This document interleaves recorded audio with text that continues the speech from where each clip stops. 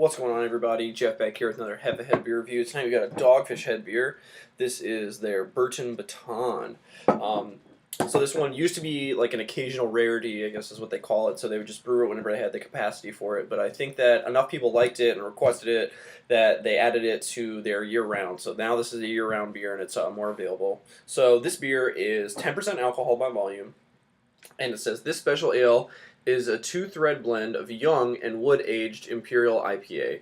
So I don't know if they changed the recipe from what it used to be, but if you look on their website and you look at Sam talking about the beer, it's what he says about it is that it's an old ale blended with a wood-aged IPA.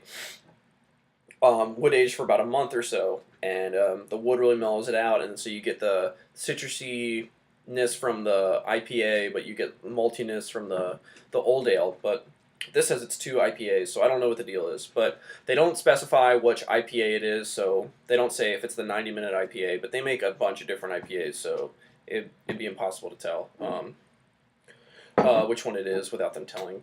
But I'm really excited to try this one again.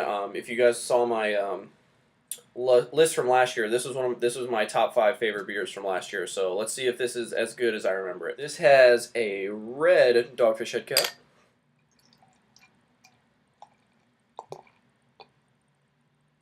Got this bad boy poured. It's not bottle conditioned because it is really clear. You can read Dogfish head through the glass, but it still has about 2 fingers of a really tan looking head. Crazy amount of carbonation, but it does have the little nucleation point in the bottom. Kind of got like an amber color, kind of orangey, maybe verging on amber, so not too dark, but beautiful orange color. Looks like a great double IPA or blended beer, whatever you want to call it. Okay, so I wanted to wait for the head to go down a little bit before I smelled it, but it's been a couple minutes and it's still sticking around, so let's just go ahead and smell. Getting a crazy citrus note right up front. Just intense tropical fruits, oranges, grapefruits, mangoes, that kind of stuff. Slight vanilla, but it's really not super prevalent like I remember it being.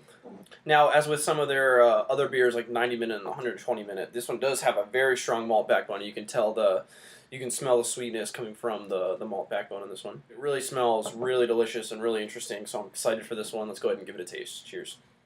Just like with the smell, you're getting a massive citrus note initially, and then it kind of blends into a smooth vanilla, oaky, kind of malty flavor, and that's how it kind of finishes too. It lingers on the tongue a little bit. I'm getting a slight alcohol burn, but I mean it's 10% alcohol. You can't expect it to be just the smoothest beer, but as far as the flavor goes, the flavors are smooth and they blend really well together.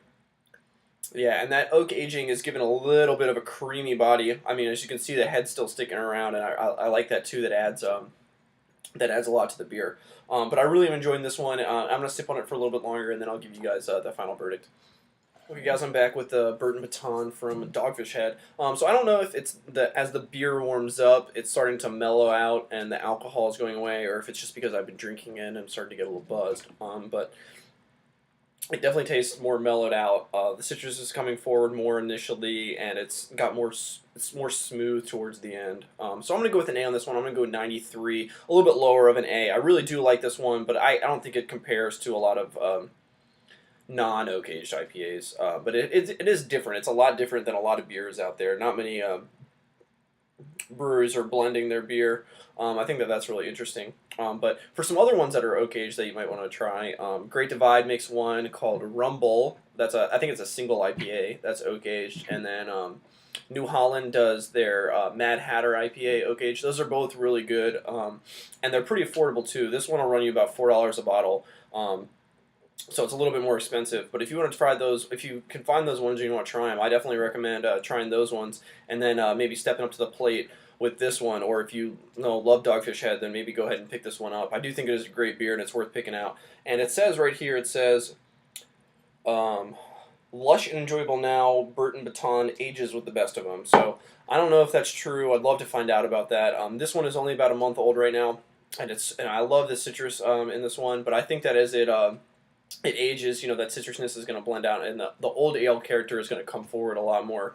So that might be interesting. But right now, I really like this with the citrus in it and then the vanilla notes kind of smoothing it out. So yeah, A 93 for me, and I'll see you guys in another beer review. Cheers.